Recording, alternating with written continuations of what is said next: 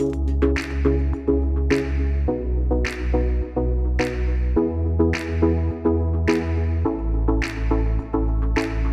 there, welcome back to the podcast. This episode, I have a very good friend of mine, Morgan Thomas. Morgan Thomas, she graduated in psychology from Spelman College in Atlanta, Georgia, and she is currently finishing her doctorate in clinical psychology at Adler University. Yeah. Thank you so much for being here. This is so exciting. Thank you for having me. So this is an amazing subject, obviously very important in these times, and I thought that you were just such a great person to have and to interview, and I really want to educate. I also want to provide tools and then discuss the mindset that we need to have to achieve mental fitness. Okay. So let's get to it. Let's get to it. So how would you define mental fitness? So mental fitness, when I think about mental fitness, honestly, I go back to the idea of physical fitness, right? And what it takes to be physically fit. It takes the strengthening of muscles, it takes flexibility, it takes consistency, and it takes work. Sure. So if we're not doing things that encourage and strengthen ourselves physically, we will not be strong. And the same is true for our brains and for our minds. So being mentally fit is like a state of mind and well-being that is a positive presentation of how we think, how we feel, and how we act. And so that's one way to describe it. Mm-hmm. Yeah, and I think it's important for people to understand that when we are training our bodies, right, we take time, we dedicate time to it, we nurture it, we make it such a priority, and it's so important for us. Mm-hmm. So I think that, prioritizing that time to exercise your mental fitness is really important as well. Absolutely. Mm-hmm. And, what would you say are some ways that we are able to do that? So there are a number of different things. So some of the research I did before coming to talk to you, cognitive behavioral therapy is one theory that is very useful for mental fitness, or what it's called is, so in our brain we have a lot of neuroplasticity. So basically what that means is we actually have the power to change how our brain functions. So for example, if we're thinking a lot of negative thoughts, and a lot of times negative thoughts are accompanied by negative feelings, so sadness, worry, and things like that. However, if we're able to identify that and switch some of those into more positive, we're actually able to change our brain. And so basically it becomes more resilient and more strong, more mentally fit. So if we can focus on positive things, positive thoughts, then they will eventually be accompanied with positive feelings. Of course. Our brain becomes more resilient. So when we encounter stress, we're more likely to deal with it and manage it in a way that is positive and healthy for our bodies. No, that's absolutely true, and that's great. I think that people have to understand that because we don't, as a society, really prioritize our mental fitness, and we're bombarded every day by ideas. And I'll give you an example that recently. I'm not huge on social media, and kind of one of those people that's constantly looking at things, and it has its time and its place in my work, and then that's the end of it, really. I know a lot of people use it how we used to use TV, right, as this hideaway, entertainment, and really this way to disconnect. Yeah. But something I found myself doing the last week was during the election, and I remember I kept refresh, and I did that for a good period of time. And I'm no longer in control of my mind, right? Everything that I'm receiving is giving me information, like you said, these thoughts, and then those thoughts quickly turn into those feelings, and then something happened. The behaviors, and I remember at the end of the day being like, oh, I'm so bummed, I feel so and I couldn't pinpoint what it was that was making me feel that way, and I really thought about it. I was like, I really felt like it was just that constant, bombardment of information that really wasn't positive, that was stressful, that was, could be perceived negative, or, whatever, wherever you stand.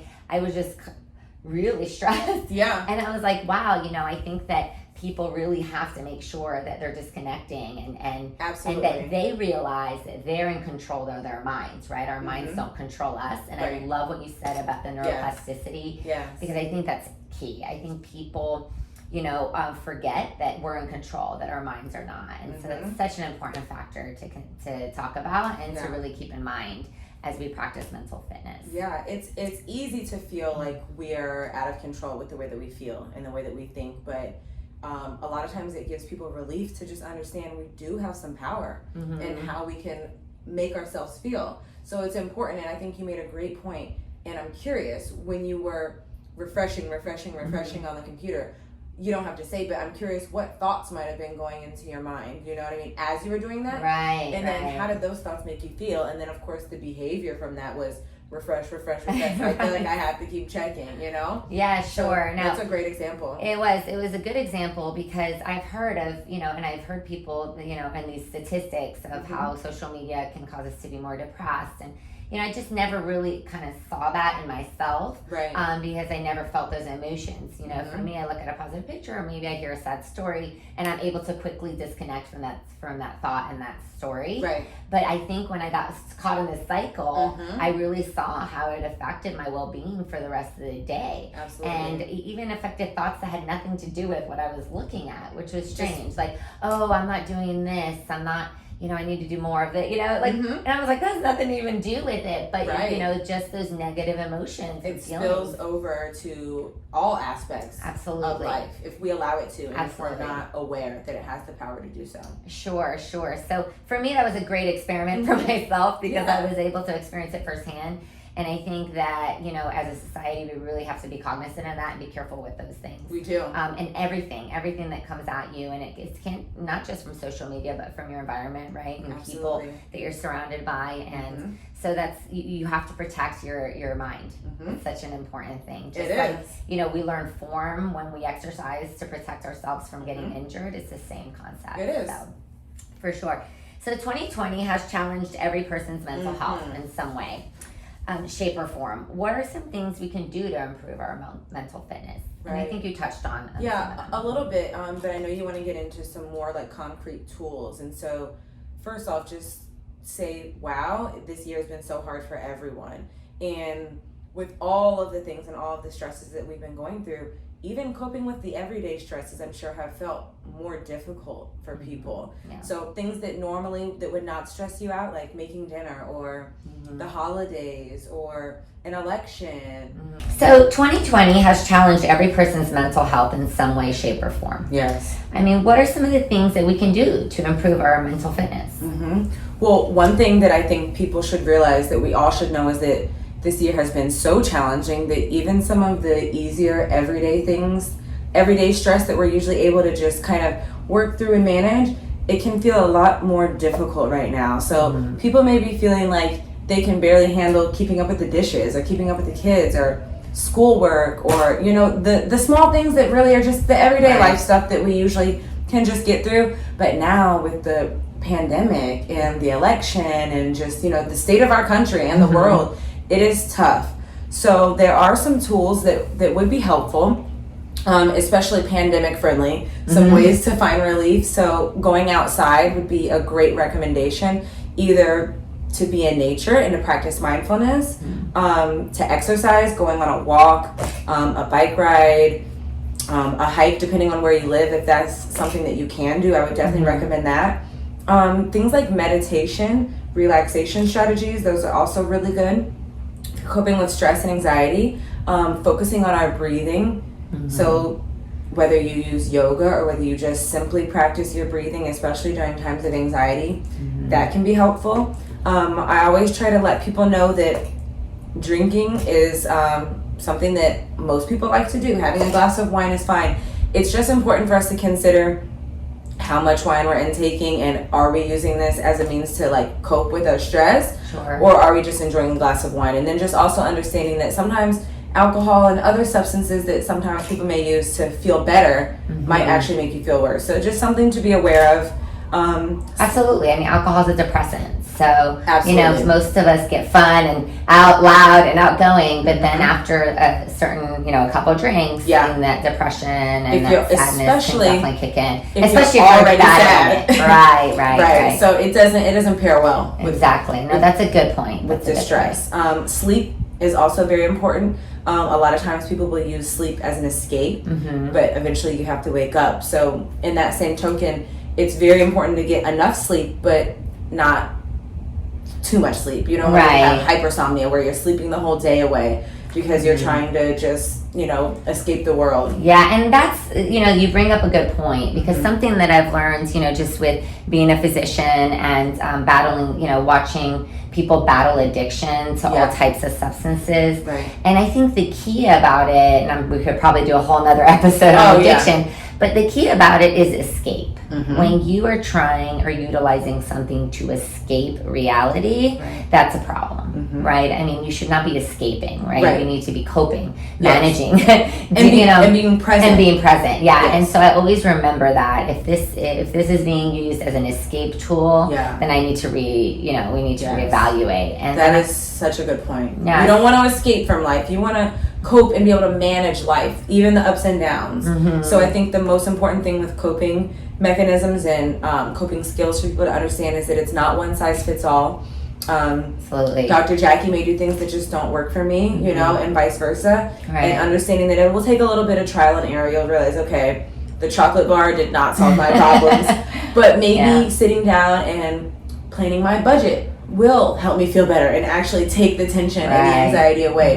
Sometimes it's just doing things we don't want to do. Self-care is not all just bubble baths and chocolate. It's just really doing things that are going to benefit ourselves in a healthy way. Absolutely.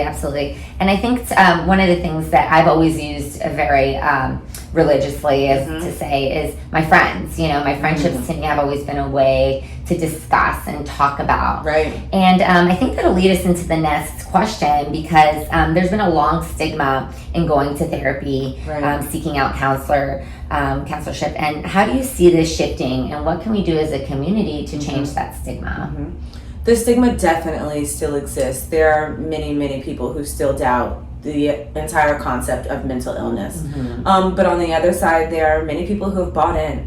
And although it seems trendy, that can be a good thing. If people are listening and they're learning, then hey, that's knowledge, and knowledge is power. Right. Stigma is hard. It takes time, because historically over the years, there has been a lot done to tell people that, mental health doesn't exist, be strong, boys don't cry, a whole array of things of that nature, right? So I think as a community, we need to make people feel supported and heard, and that they're not alone. People should realize that there are people out there to talk to, professionals. And if you aren't comfortable talking with a professional, find someone you trust, whether that's a family member, a friend, like you mentioned. Those are still really healthy ways to kind of get relief and get things out. Absolutely. No, that's true. And just like we get a trainer, if I was going to train for a triathlon, I'm super athletic and I'm very skilled, but I had never done a triathlon before, so I would not go about that on my own. Right. And I think right now in COVID times, we are running a mental triathlon. Yeah, absolutely. And I really think that a coach, or in this case, a counselor or a therapist, can really help that. And when I made the example of, me using my friends to really discuss those, I just always have had some trusted individuals that I felt very comfortable with talking about things that were troubling me or problems that I was having. And something that I found during the pandemic is that I didn't feel that comfortable sharing my struggles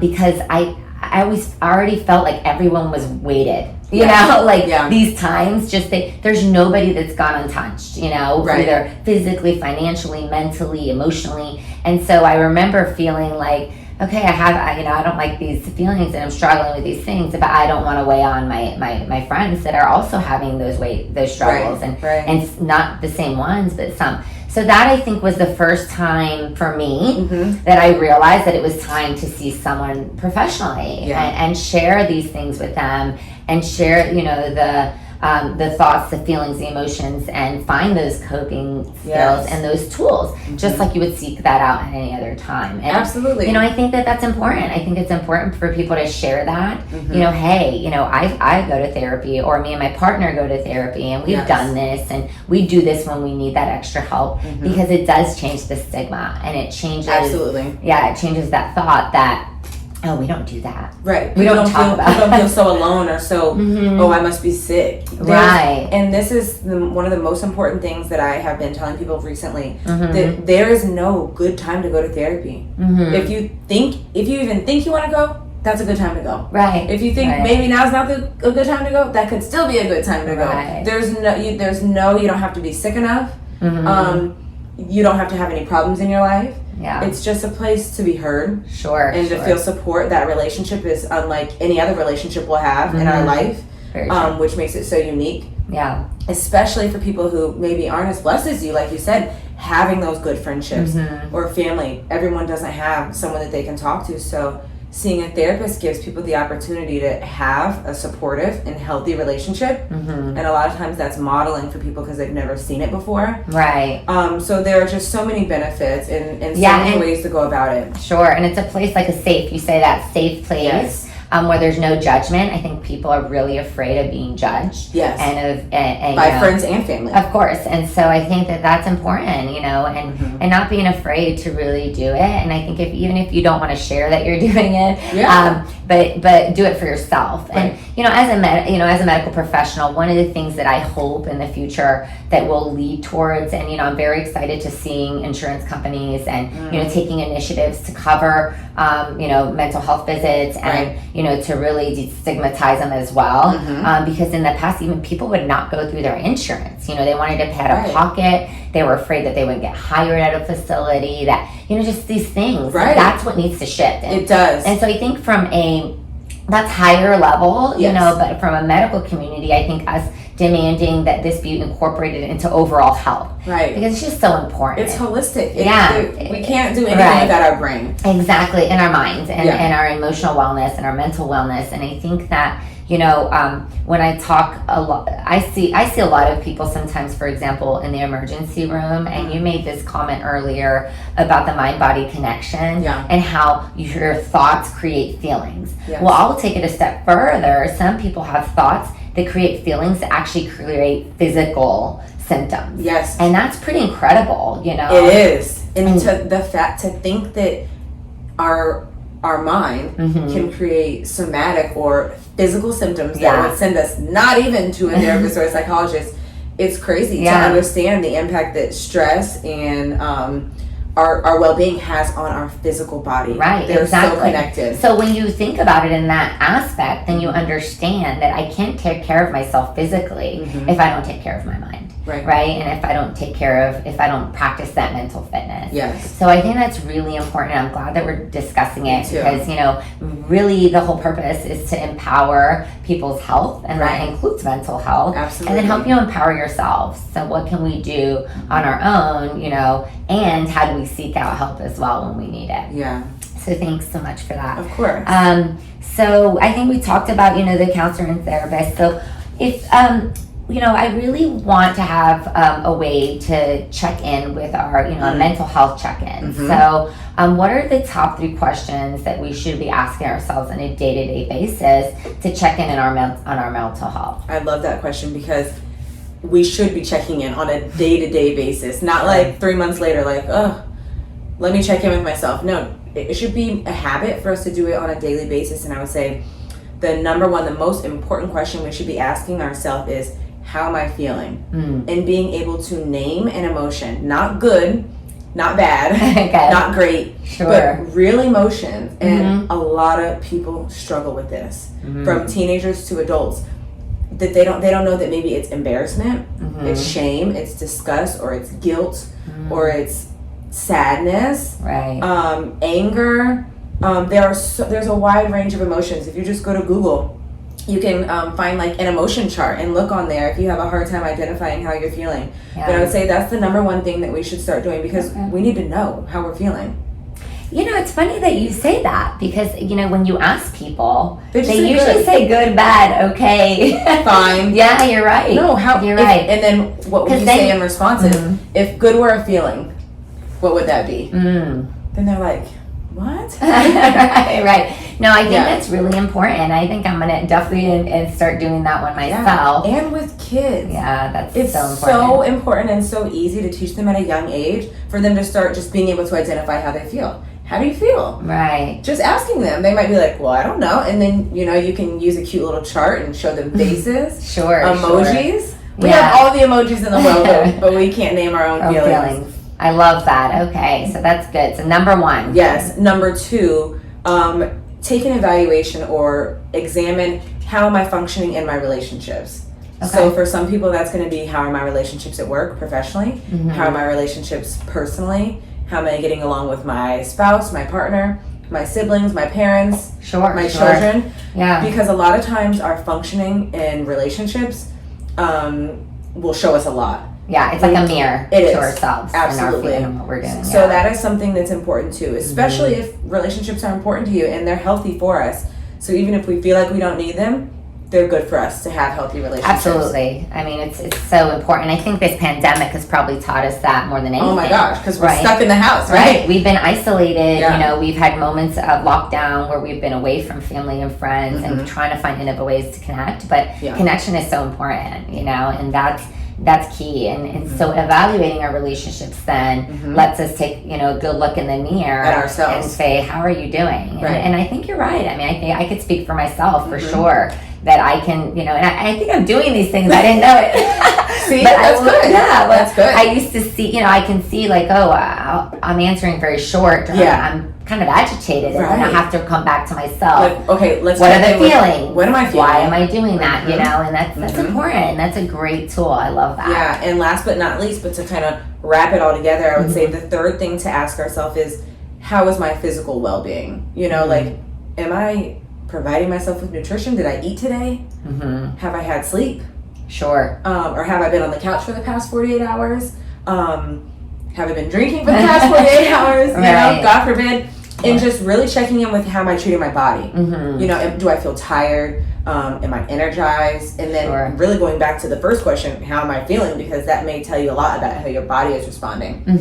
And vice versa, how you're treating your body, what you're eating, how you're eating, when you're eating, all those things can also go back to number one, how you're feeling. So they all work together. Absolutely. So the most important thing really is, you know, and I think you do need to practice some mindfulness in order to really connect deep into what that feeling is and how you want to approach it. So, you know, some of us, you know, wake up each day with the problems of yesterday. And so you may already be anxious. You may already be stressed. You know, there's already the to-do list, like for those of us, you know, that are busy, you know, moms and, you know, working and doing everything we do. We have this plate, you know, I have this plate concept that the plate never empties. It doesn't. And I laugh when my husband said his plate's empty. And I'm like, oh, wow, that's nice. Look at you. Look at you. Because I never have that feeling. Yeah. But it's really important to start that day fresh and new.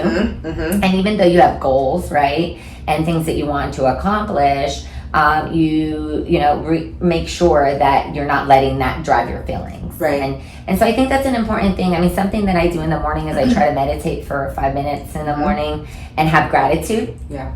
And the gratitude always kind of takes away whatever to-do list I had for at least that moment, and it helps me get grounded again and get to that place where, okay, now I need to accomplish these tasks, how, you know, and I can start really with that fresh mind and the mindfulness. And that goes back to mental fitness. That's a great habit of practicing mindfulness and then gratitude, because if we don't look at gratitude, we can get into like, you know, just negativity and I have this to do, I have to be here, I have to cook this, you know. Yes, absolutely. And that can just make you feel like exhausted and you just don't want to do anything. But if you change your mindset, which is a part of being mentally fit. Yes, absolutely. So I love that. So number one, we're going to ask ourselves how we're feeling. Yes.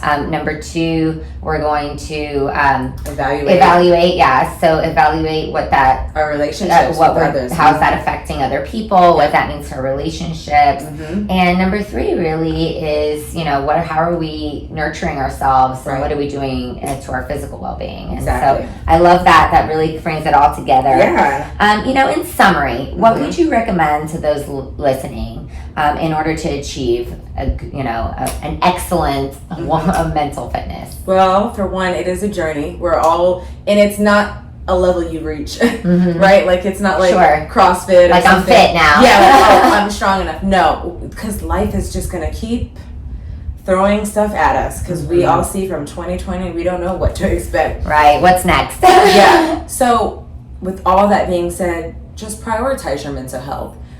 Be intentional about seeking out help and support when needed. Absolutely. Be open to mental health, the whole aspect of it, and know that there are resources out there. Yeah. No one is alone. There, even if your friends and your family won't listen and they don't understand, there are people out there who will listen, and who care, and who want to make a difference in improving the well-being of other people. Absolutely, and that's where that community comes in. And I'm very lucky to have such a great community and people that really love health and want to live it and want to preach it and just really want to be a part of creating a better place for everyone to thrive. Yes. And you're right, I think that 2020 has been a challenge for all of us. I mean, I remember before this, I was like, man, I'm in such a good place. I remember just being, 2020, here I come, and best year ever. And it's been challenging, and it's really awakened a lot of some of my own stuff that I have to deal with, and that I'm happy to now, because I think that it's only going to make me stronger, more resilient, and better. But it's definitely been challenging. I think challenging for all of us. Yes. So this is such a great discussion, and I'm so happy that we can give this to everyone. Thank you so much. Thank you, and check out our show notes. We'll definitely have a lot more information. Maybe she'll even share her resources with us. And we'll have more discussions. Definitely want to have you back on to discuss I would love more mental health and how we can empower our health and empower ourselves. Let's do it. Thank you so much. Thank Morgan. you. Appreciate it. Of course.